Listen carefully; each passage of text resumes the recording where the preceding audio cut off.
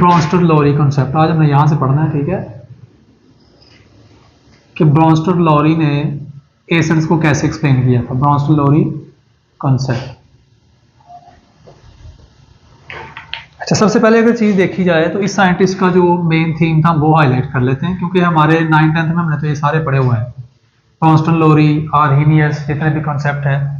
लेकिन according to ब्रॉन्स्टर-लॉरी concept हमारा ये है, पहला पॉइंट इसने ये दिया कि हमारा जो एसिड है वो चीज होती है विच डोनेट्स H पॉजिटिव आयन, ठीक है। इस H पॉजिटिव आयन को हम प्रोटॉन भी कहते हैं, ठीक है, प्रोटॉन।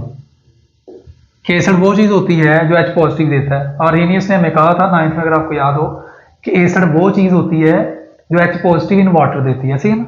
लेकिन इसने वाटर वाला जो कॉन्सेप्ट है वो रिमूव कर दिया, क्योंकि वाटर कहता है वाटर डिपेंडेंट नहीं होना चाहिए, acid is not water dependent. और इसने साथ ये भी कहा कि बेस वो चीज होती है जो कि हमारे किसी भी चीज से H पॉजिटिव जो है आयन को क्या करती है, एक्सेप्ट करती है। तो ये वाला मैं एरो इस साइड पे लगा दूंगा, ठीक है। फॉर एग्जांपल आपके पास दो चीजें हैं, मैं एग्जांपल यहां पे लिख देता हूं। एक आपके पास चीज है AH और एक आपके पास चीज है B, और इसका आपने रिएक्शन करवाया। जब आप इसका रिएक्शन करवाते हैं तो आपके पास बनता है HB पॉजिटिव और साथ आपके पास बन जाता है A नेगेटिव। तो यहाँ पे आप बता सकते हैं ब्रॉन्स्टर-लॉरी के अकॉर्डिंग कि कौन सा जो है वो एसिड था और कौन सा बेस था। इसने क्या किया, इसने B को H पॉजिटिव दिया, ठीक है। जब इसने H पॉजिटिव दिया है तो ये क्या हुआ, अकॉर्डिंग टू लॉरी ब्रॉन्स्टर एसिड है, और इसने इससे H पॉजिटिव लिया तो ये क्या है, बेस है। समझ आई ना बात की। तो ब्रॉन्स्टर-लॉरी ने ये कॉन्सेप्ट दिया कि कोई भी ऐसी चीज जो H पॉजिटिव डोनेट करे उसको हम बोलते हैं एसिड, और कोई भी ऐसी चीज जो H पॉजिटिव एक्सेप्ट करे उसे हम बोलते हैं बेस। तो ये मैंने यहाँ पे दो एग्जांपल्स उसकी कर ली हैं, ठीक है। अब आते हैं हम ओरिजिनल एग्जांपल जो हमारी डेली बेस पे। अगर मैं यहाँ पे लेता हूँ HCl, उसका रिएक्शन करवाता हूँ मैं इसके साथ, सपोज कर लें वाटर के साथ। अब HCl जो है हमारा, जब वो H2O के साथ रिएक्शन करता है तो क्या होता है, H और H2O क्या बनेगा, H3O पॉजिटिव। क्यों भला, क्योंकि ये एसिड था, इसने वाटर को H पॉजिटिव दिया, और वाटर ने जब इसका H पॉजिटिव लिया तो वाटर बन गया H3O पॉजिटिव। और ये जो HCl है, जब इसमें से प्रोटॉन निकल जाएगा तो बाकी क्या बचेगा, Cl नेगेटिव। बिल्कुल सही है। तो इसका मतलब ये है कि जो चीज H पॉजिटिव देती है, इसने H पॉजिटिव दिया तो ये एसिड हो गया, और इसने H पॉजिटिव एक्सेप्ट किया तो ये क्या हो गया, बेस हो गया। इसी तरह अब अगर मैं क्या करूं, अब मैं लेता हूं यहां पे HNO3, ठीक है, HNO3, और इसका मैं रिएक्शन करवा देता हूं किसी भी कंपाउंड के साथ, लाइक NH3। अब आपके पास क्या बनेगा, ये H पॉजिटिव इसे डोनेट करेगा, जब इसे H पॉजिटिव डोनेट करेगा तो ये क्या बन जाएगा, NH4 पॉजिटिव, और साथ ये क्या रह जाएगा, NO3 नेगेटिव 1। समझ रहे हो। तो इसका मतलब ये है, अब इसने H पॉजिटिव दिया, इसने लिया, तो अकॉर्डिंग टू ब्रॉन्स्टर-लॉरी कॉन्सेप्ट ये क्या है, दिस इज एन एसिड, और ये क्या है, दिस इज अ बेस। समझ आ गई ना बात। तो ब्रॉन्स्टर-लॉरी ने हमें ये कॉन्सेप्ट दिया। अब ब्रॉन्स्टर-लॉरी कॉन्सेप्ट में एक चीज आती है, कुछ चीजें ऐसी होती हैं जो एम्फोटेरिक होती हैं, या एम्फीप्रोटिक की टर्म यूज होती है, एम्फीप्रोटिक। तो मैं यहाँ पे ये टर्म लिखने लगा हूं, एम्फी आगे लगा दिया प्रोटिक, मतलब वो चीजें जो एज अ बेस भी बिहेव कर सकती हैं और एज अ एसिड भी बिहेव, मतलब प्रोटॉन दे भी सकती हैं और प्रोटॉन एक्सेप्ट भी कर सकती हैं। तो अगर मैं यहाँ पे लिख दूं, इसको 2 हिस्सों से डिवाइड कर देता हूं। यहाँ पे ये दोनों को कहते हैं प्रोटॉन डोनर भी कहते हैं, प्रोटॉन डोनर भी होती हैं ये, और ये प्रोटॉन एक्सेप्टर भी होती हैं। तो ये दोनों कारनामे करती हैं, ठीक है ना, एम्फीप्रोटिक सब्सटेंसेस। अब मेरे पास कोई एम्फीप्रोटिक सब्सटेंस कौन सी है, तो मेरे पास सबसे पहले जो माइंड में आती है दैट इज वाटर। क्या है ये, वाटर। अब हम एक वाटर की एग्जांपल लेते हैं, पेपर में अगर आ जाता है justify that water is an amphiprotic substance, तो हम क्या करेंगे, हम कहेंगे सर देख लेते हैं, पहला वाटर का रिएक्शन करवाओ किसी एसिड से, वेल नोन एसिड से, ठीक है। HCl एक एसिड है, इसका रिएक्शन करवा देता हूं मैं अपने वाटर के साथ। तो वाटर यहाँ पे जब किसी एसिड के साथ रिएक्ट करता है तो वाटर बेस के तौर पे बिहेव करता है, मतलब प्रोटॉन एक्सेप्टर बन जाता है। अब वाटर इससे प्रोटॉन लेगा और बन जाएगा H3O पॉजिटिव, और वाटर जब H3 पॉजिटिव बन गया, इधर बाकी रिमेनिंग रह गया Cl नेगेटिव, ठीक है ना। तो यहाँ पे जो हमारे पास ये वाला है ये एसिड है, और वाटर ने क्या किया, प्रोटॉन एक्सेप्ट किया, तो ये क्या हुआ, बेस हो गया। तो यहाँ पे वाटर क्या काम कर रहा है, यहाँ पे वाटर काम कर रहा है प्रोटॉन एक्सेप्टर के काम तौर पे, ऐसे ही ना, प्रोटॉन एक्सेप्ट कर रहा है। अब हम आगे देखते हैं नंबर 2। अब वाटर का मैं किसी बेस के साथ रिएक्शन करवाता हूँ। मैं ले लेता हूँ NH3 that is ammonia having 1 lone pair. इसका रिएक्शन करवाते हैं वाटर के साथ, और हमारे पास क्या होगा, वाटर जो है अब इसको H पॉजिटिव डोनेट करेगा। क्यों? क्योंकि इन दोनों का कंपैरिजन हो रहा है। इन दोनों में से देखते हैं कौन H पॉजिटिव देता है, तो वाटर H पॉजिटिव दे देगा।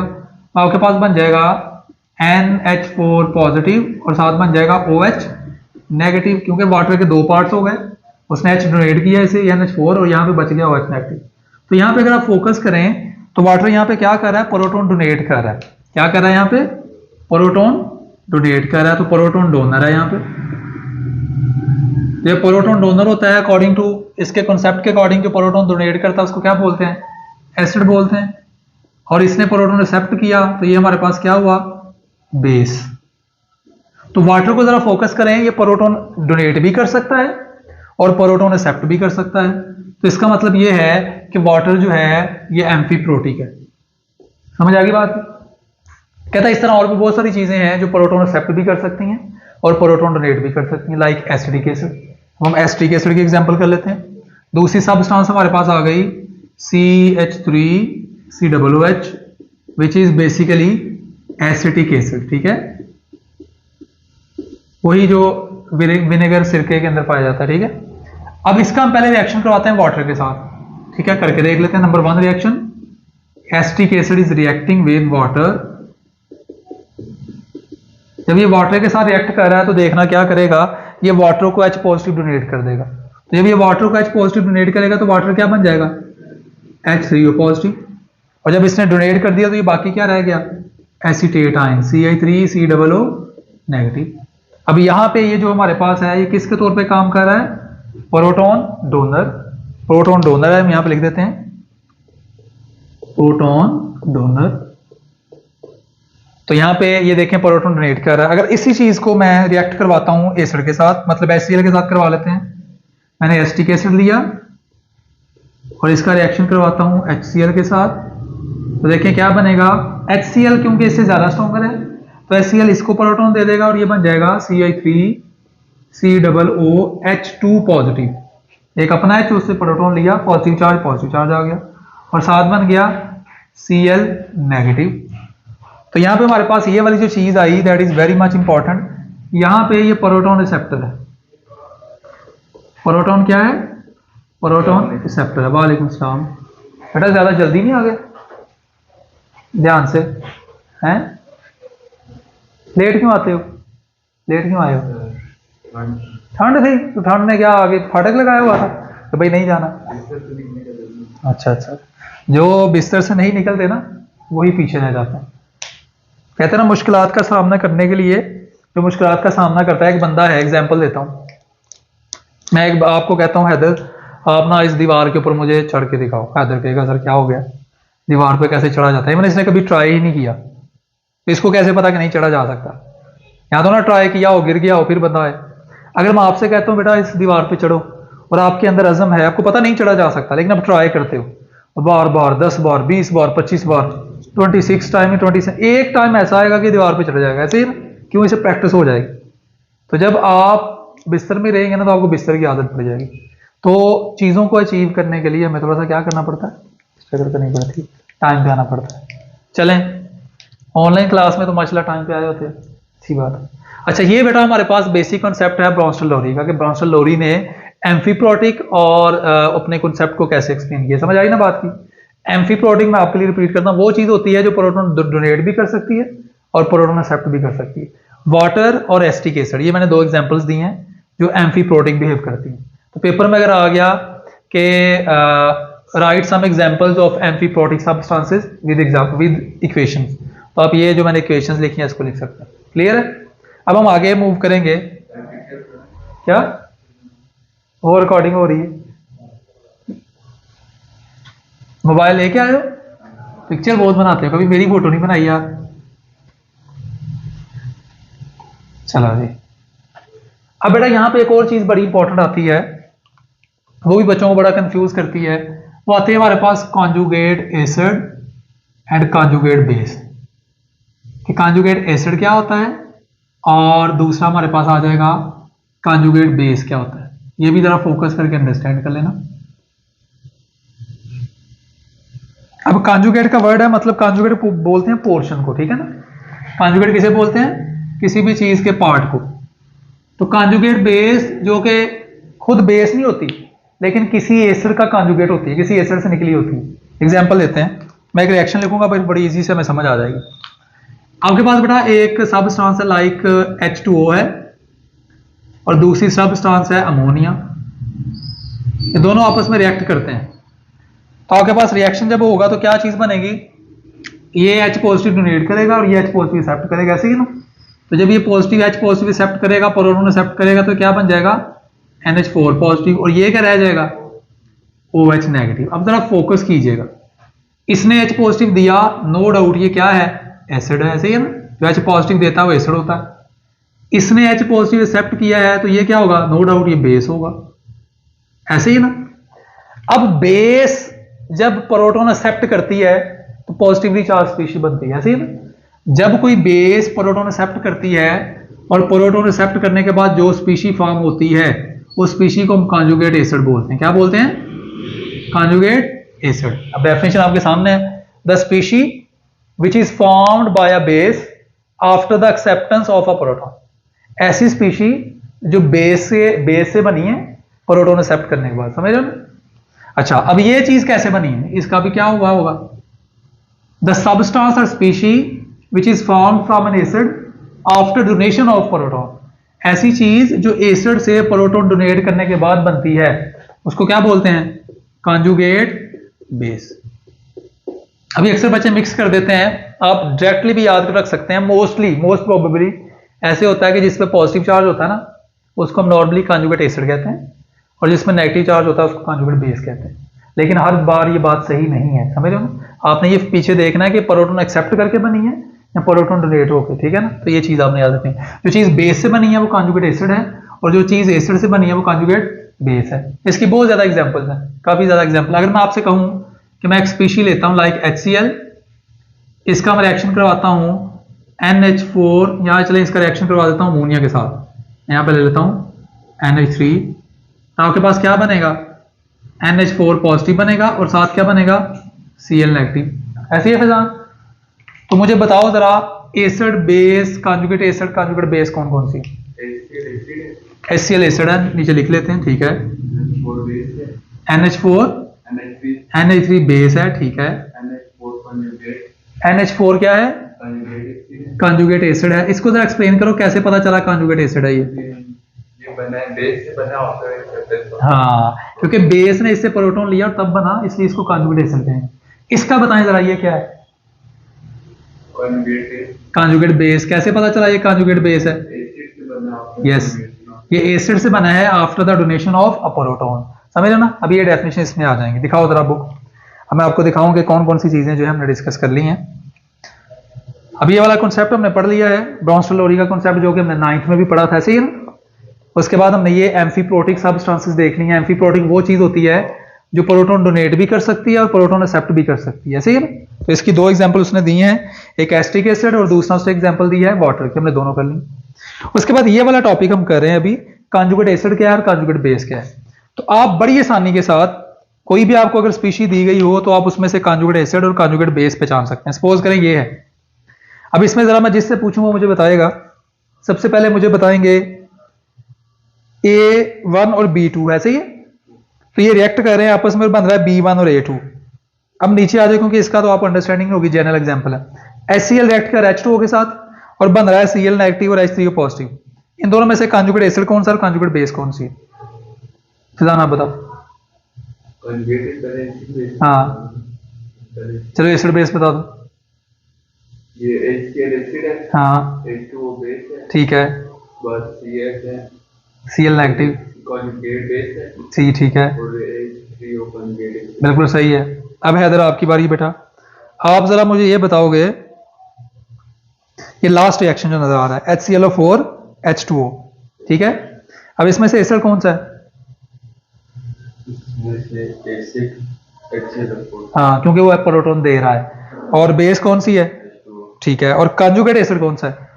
कॉन्जुगेट एसिड H2 पॉजिटिव ठीक है। और कंजुगेट बेस? ClO4 बस इतना सा काम था। मतलब ये बहुत शॉर्ट एमसीक्यू शॉर्ट क्वेश्चंस आ सकते हैं जो कंसेप्ट वाइज इंपॉर्टेंट है।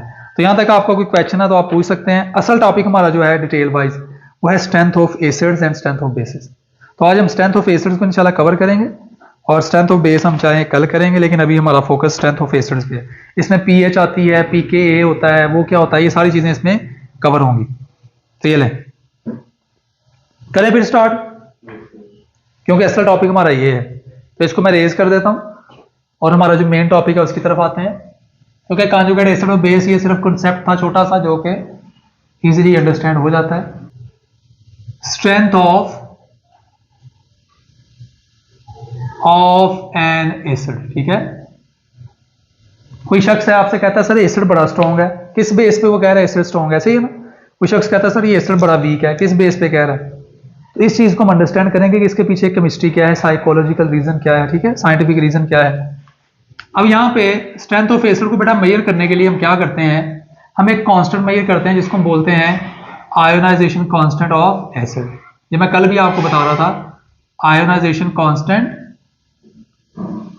Of an acid. ये क्या बला है, या आयोनाइजेशन पावर, कुछ भी कह सकते हैं बेटा। कोई भी एसिड जितना जल्दी आयोनाइज होगा ना, उसका ये जो आयोनाइजेशन कांस्टेंट है ना, मतलब इसको हम रिप्रेजेंट करते हैं के कैपिटल ए के साथ, ठीक है।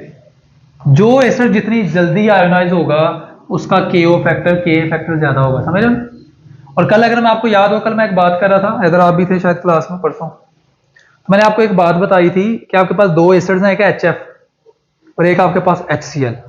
कौन ज्यादा आयोनाइज होगा? तो आयोनाइजेशन कांस्टेंट मैंने नहीं दिया, जनरल पूछ रहा हूं, जितने भी कॉन्सेप्ट्स हैं यूज करो, कौन सा ज्यादा आसानी के साथ आयोनाइज होगा? HCl। वजह क्या है, HF के अंदर हाइड्रोजन बॉन्डिंग है, ऐसे है ना।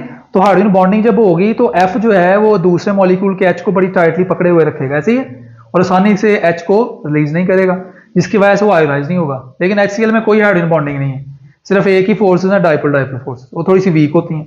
इस वजह से HCl जो है वो आयोनाइज हो जाएगा ज्यादा आसानी से। और HF, अगर आपसे पेपर में पूछे कोई शख्स कि HF की आयोनाइजेशन कांस्टेंट की वैल्यू ज्यादा है या HCl की ज्यादा है, मैं यहाँ पे ऑप्शन लिख देता हूँ, जनरल आपका कॉन्सेप्ट यूज करूंगा, बीटा चार्ली डेल्टा। आपके पास यहाँ पे है HBr, यहाँ पे आपके पास HI, यहाँ पे आपके पास HCl और यहाँ पे आपके पास HF। किसके Ka की वैल्यू, आयोनाइजेशन कांस्टेंट की वैल्यू इन चारों एसिड में से ज्यादा होगी? HCl। सोचें, HI सबसे स्ट्रॉन्ग एसिड HI होता है हैलोजन एसिड में से। क्यों? क्योंकि HCl में डाइपोल डाइपोल फोर्सेस होते हैं, इसके अंदर डाइपोल डाइपोल फोर्सेस कम होती हैं। क्यों? I का साइज बहुत बड़ा होता है, Cl का साइज छोटा होता है, तो ये ज्यादा टाइटली होल्ड नहीं करता इस पॉजिटिव को, ठीक है ना। लैंडर डिस्पर्शन फोर्सेस वाला कॉन्सेप्ट इसमें आता है जब हमने पढ़ी थी इंटरमोलिकुलर फोर्सेस। अच्छा, अब हम इसको रेज करते हैं, हम अपने टॉपिक पे आते हैं। किसी भी एसिड का Ka ज्यादा होगा तो एसिड क्या होगा, ज्यादा स्ट्रॉन्ग होगा, समझे ना। Ka वैल्यू ज्यादा, एसिड स्ट्रॉन्ग। अब हम यहाँ पे एक कॉन्सेप्ट, Ka क्या है भाई, अब Ka को अंडरस्टैंड करने के लिए हम एक जनरल एग्जांपल लेते हैं। हम कहते हैं सर हमारे पास एक एसिड है Ha, उसको हमने क्या किया, उसको हमने वाटर के अंदर डिसॉल्व किया H2O के अंदर, और वो कन्वर्ट हो गया H पॉजिटिव और साथ वो कन्वर्ट हो गया A नेगेटिव के अंदर, ठीक है, समझ रहे हो ना। अब इस इक्वेशन को कुछ लोग ऐसे भी लिखते हैं, इधर देखो, Ha एसिड है, आप एरो के ऊपर H2O लिखने की बजाय साथ लिख दो और ये बन जाएगा H3O पॉजिटिव और साथ बन जाएगा A नेगेटिव, ठीक है। तो दोनों इक्वेशन में से आप कोई भी इक्वेशन ले सकते हैं। अगर मैं, लेकिन एक बात याद रखिएगा कि H पॉजिटिव का जो इफेक्ट है वही H3O पॉजिटिव का इफेक्ट होता है, इस वजह से हम इनको नॉर्मली इक्वल लेते हैं, ठीक है। ये नियरली इक्वल का साइन है, किसका साइन है, नियरली इक्वल। अब यहाँ पे आपके पास H पॉजिटिव और H3O पॉजिटिव का साइन जब इक्वल है तो हम इसको इक्वल कंसिडर करेंगे।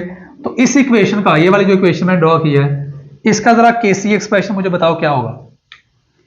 Kc हमने अच्छी तरह पढ़ा हुआ है, is equal to H3O positive ion concentration और ए नेगेटिव आयन कंसंट्रेशन ऐसे ही है divided by H A ion concentration, यहां पे मैं लिख देता हूं H A ion concentration multiplied with H2O ion concentration. ठीक हो गया। अगर मैं H2O को इस साइड पे ले जाके मल्टीप्लाई कर दूं तो आपके पास बन जाएगा KC मल्टीप्लाइड H2O। क्यों इधर लेके जा रहा हूं? क्योंकि H2O की कंसंट्रेशन मैटर नहीं कर रही, कांस्टेंट है, ठीक है ना। यहां पे आपके पास बच जाएगा, इसको मैं H पॉजिटिव लिख सकता हूं क्योंकि अभी ऊपर बताया है, और A नेगेटिव वैसे का वैसे, और इस साइड पे आपके पास आ जाएगा एसिड HA। ठीक हो गया।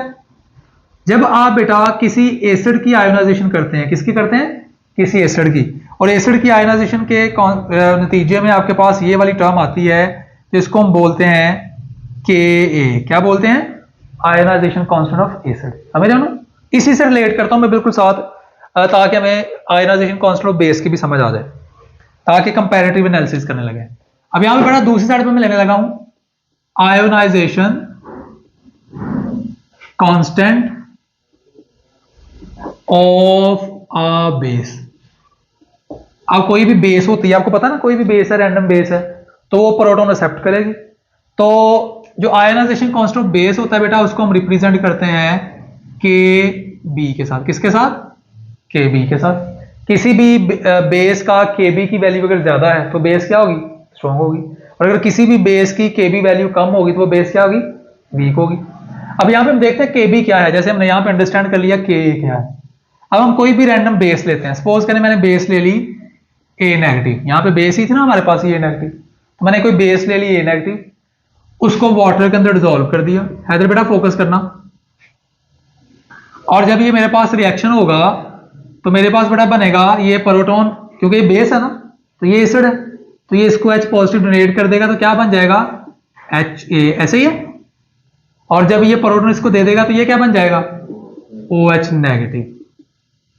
अब इसके ऊपर पॉजिटिव चार्ज क्यों नहीं आया? H पॉजिटिव होना चाहिए था, क्योंकि इसके पास ऑलरेडी नेगेटिव था, तो इसके H पॉजिटिव ने इसको न्यूट्रलाइज कर दिया। समझ रहे हो?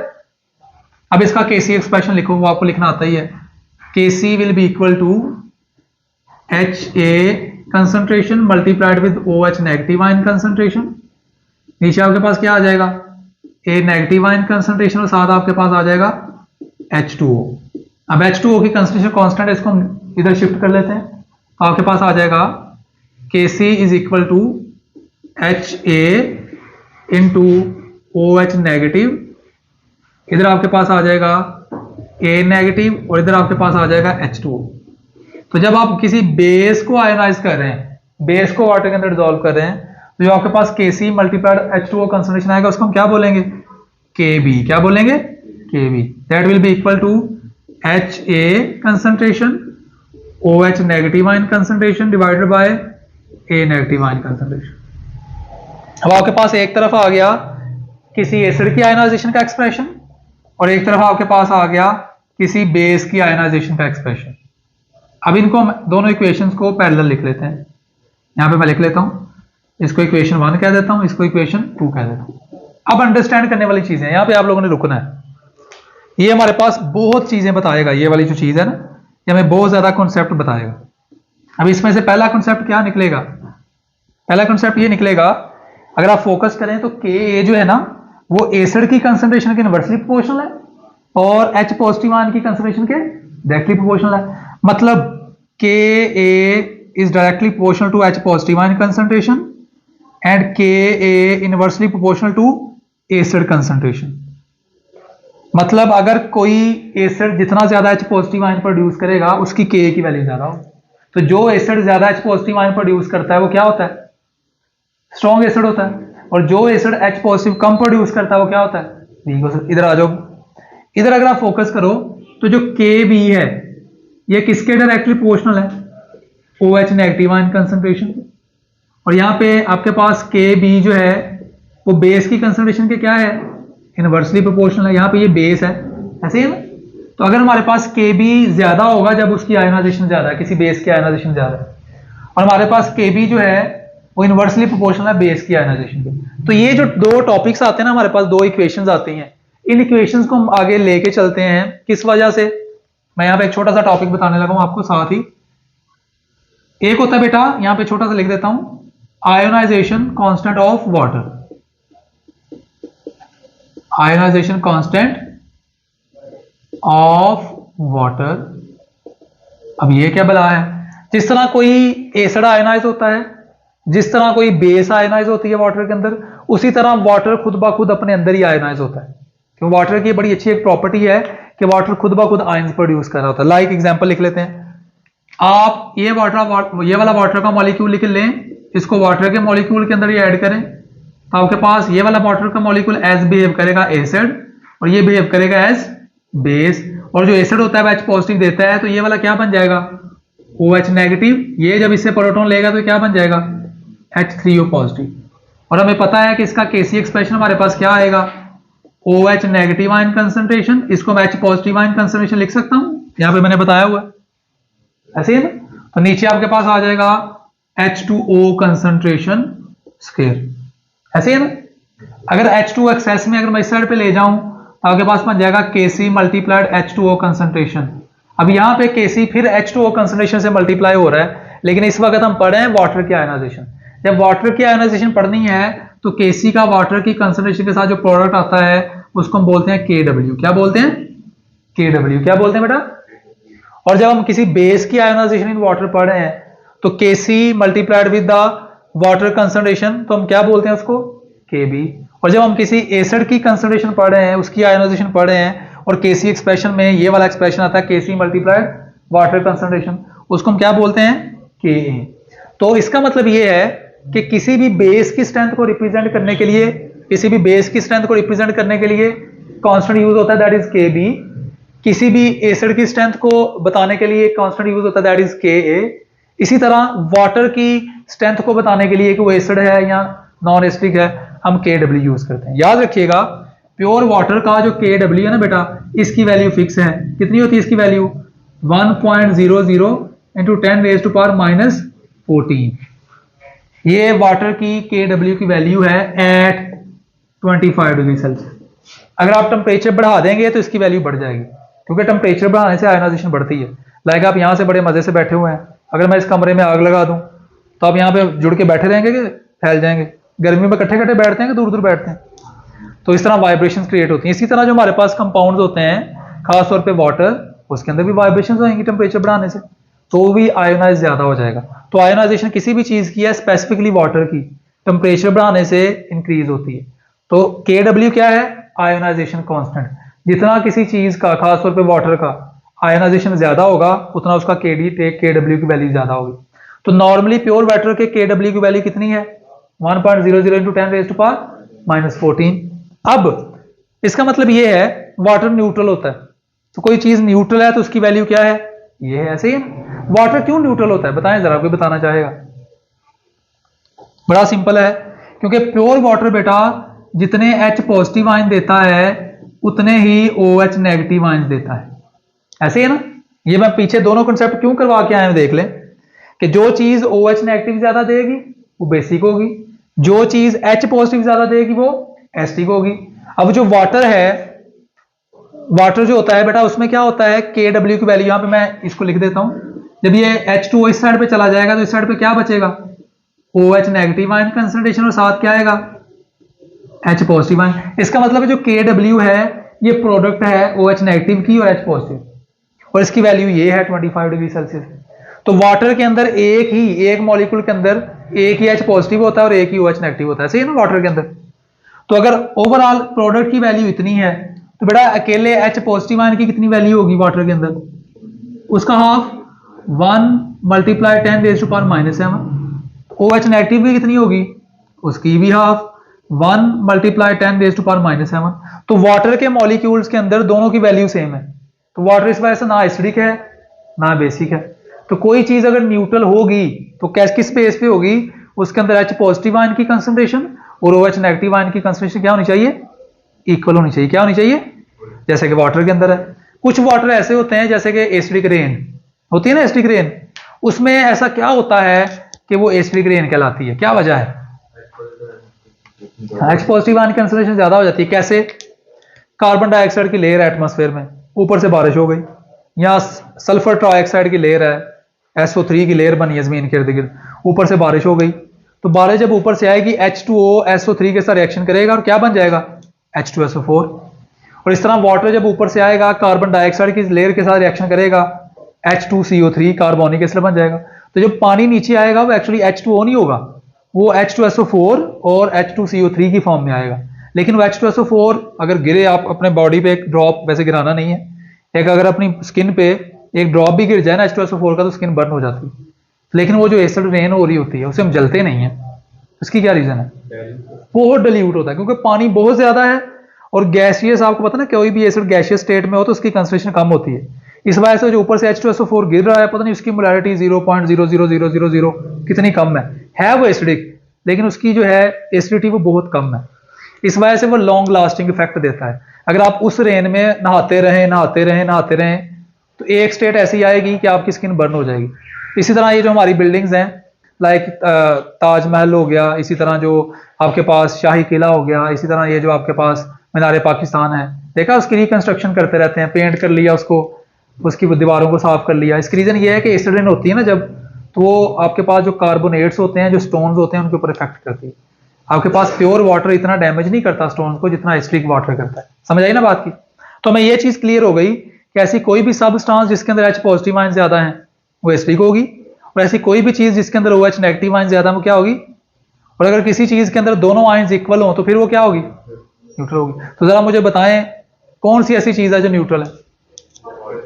प्योर वाटर, ऐसे ही ना, प्योर वाटर के अंदर H पॉजिटिव आयन भी इतने हैं और OH नेगेटिव आयन भी इतने हैं। क्लियर हो गया ना ये पॉइंट। अब हम क्या करेंगे, छोटा सा टॉपिक इसको, हाँ इधर बैठ जाओ। तो इस तरह छोटी मोटी जो चीजें हैं वो कोई बहुत ज्यादा कम्प्लेक्स नहीं है, बहुत ज्यादा मुश्किल नहीं है कि जो हमें ना आए। हम आसानी से, केमिस्ट्री पढ़ते हैं आप, बहुत आसानी से उनको हम अंडरस्टैंड कर सकते हैं। तो आज आपने दो चीजें जो है उसको अंडरस्टैंड किया है कि एसिड की स्ट्रेंथ को बताने के लिए Ka का पता होना चाहिए, बेस की स्ट्रेंथ बताने के लिए Kb का पता होना चाहिए, और वाटर की स्ट्रेंथ बताने के लिए, वाटर की वैसे स्ट्रेंथ होती नहीं है क्योंकि ना तो एसिडिक है ना बेसिक है, तो ये दो चीजें आपने पढ़ी हैं। तो वाटर के अंदर क्योंकि दोनों चीजें इक्वल होती है इसलिए हम कांस्टेंट यूज करते हैं Kw, इसको बोलते हैं आयोनाइजेशन कांस्टेंट ऑफ वाटर। और यहां से pH का कॉन्सेप्ट निकला। अक्सर लोग पूछते हैं कि सर pH का कॉन्सेप्ट क्यों आया, आता है ना माइंड में, pH क्या होता है। बट अगर कोई शख्स ये पूछे कि सर वाटर का अंदर H पॉजिटिव आयन कितने हैं, तो हम ये बोलेंगे 1 × 10⁻⁷, मतलब कोई अथेंटिक वैल्यू नहीं है, ऐसे ही ना, बहुत लंबी वैल्यू है, इसको हम कहते हैं कि शॉर्टेस्ट फॉर्म में आए और बताना आसान हो जाए। ऐसे ही वाटर के अंदर सर OH नेगेटिव आयन कितने हैं 1 मोल के अंदर, हम कहेंगे 1.00 × 10⁻⁷, ये भी अच्छी वैल्यू नहीं। फिर हमने ऐसा किया, हमने कहा कि एक ऐसी वैल्यू बनाते हैं जो होल नंबर्स में आए, 1 2 3 4, जिसको बताना आसान हो, समझ रहे हो ना। फिर हमने क्या किया, इन वैल्यूज का नेगेटिव लॉग ले लिया। मैथमेटिशियन ने हमें बताया कि इन वैल्यूज का नेगेटिव लॉग ले लेंगे ना तो हमारे पास होल नंबर्स आ जाएंगे, विदाउट फ्रैक्शन वैल्यू आ जाएगी। लाइक अगर मैं इस वैल्यू का नेगेटिव लॉग लेता हूं तो क्या आंसर आएगा 7, इस वैल्यू का भी नेगेटिव लॉग लेता हूं तो क्या आंसर आएगा 7। तो इस वैल्यू का नेगेटिव लॉग होगा pH, power of water, power of hydrogen. और अगर इस चीज का मैं नेगेटिव लॉग लेता हूं तो क्या होगा, पावर ऑफ हाइड्रोक्साइड आयन। तो इसको मैं यहां पे छोटा सा लिख देता हूं, pH और pOH क्या होता है।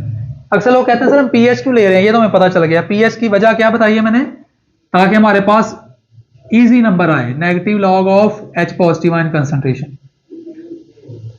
और इसकी वैल्यू, वाटर की वैल्यू होती है 7, ठीक है। और pOH अगर हम बात करें तो pOH होता है negative log of OH negative ion concentration. तो वाटर के, इसकी भी वैल्यू कितनी होती है वाटर की 7। तो इसका मतलब यह है कि वाटर का pH भी 7 है और वाटर का pOH 7 है। अगर किसी चीज की, कोई भी आपके पास चीज है, उसकी pH जो है वो ग्रेटर देन 7 होगी तो वो बेसिक होगी। क्या होगी, बेसिक। और अगर कोई भी चीज है उसकी pH स्मॉलर देन 7 होगी तो वो एसिडिक होगी। ये हमें कैसे पता चलेगा, अगर ये वाली वैल्यू H पॉजिटिव आयन की वैल्यू बढ़ जाए, -5 हो जाए, तो आपके पास pH कितनी आएगी, 5 आएगी, 7 से कम आ रही है ना। अगर आपके पास ये वाले आयन ज्यादा हो जाए, ये -5 हो जाए, तो इसका मतलब ये है वो चीज में OH नेगेटिव आयन ज्यादा है। जिस चीज में OH नेगेटिव आयन ज्यादा हो वो क्या हो जाते हैं, बेसिक हो जाते हैं। तो ये वो चीज है जो इस तरह फ्रैक्शन में नंबर बताने की बजाय हमें होल नंबर बताती है, 1 2 3 4 5। आपके पास एक चीज है A जिसकी pH है 5, और एक चीज आपके पास B जिसकी pH है आपके पास 3। कौन सी एसिडिक है, कौन सी ज्यादा एसिडिक है, ये वाली। क्यों, इसकी पीएच कम है। अगर मैं कहूं इस चीज की H पॉजिटिव आयन की कंसंट्रेशन क्या होगी, इसको इन्वर्स कर दें, इसकी हो जाएगी आपके पास 1 × 10⁻³ क्योंकि जब हम इसका नेगेटिव लॉग रहेंगे, मैं करके दिखा देता हूं। अगर इस वैल्यू का मैं नेगेटिव लॉग लेता हूं तो आपको पता है ना, ये जो पावर होती है वो लॉग से पहले आ जाती है, ये नेगेटिव लॉग का, ये पावर 3 पहले आ गई, और ये log 10। log 10 की वैल्यू कितनी होती है 1, और ये क्या हो जाएगा 3 माइनस माइनस प्लस 3, 3 1 और 3। तो इसका मतलब ये है जितनी कम पीएच होगी उतना एसिड स्ट्रॉन्ग होगा, और जितनी ज्यादा पीएच होगी उतनी एसिड वीक होगा और बेस ज्यादा स्ट्रॉन्ग होगी। समझ रहे हो ना। चलें, ये आज आपने पढ़ना है, बाकी हम कल वाटर का जो है ना पीएच और पीओएच को आगे डिटेल में डिस्कस करेंगे।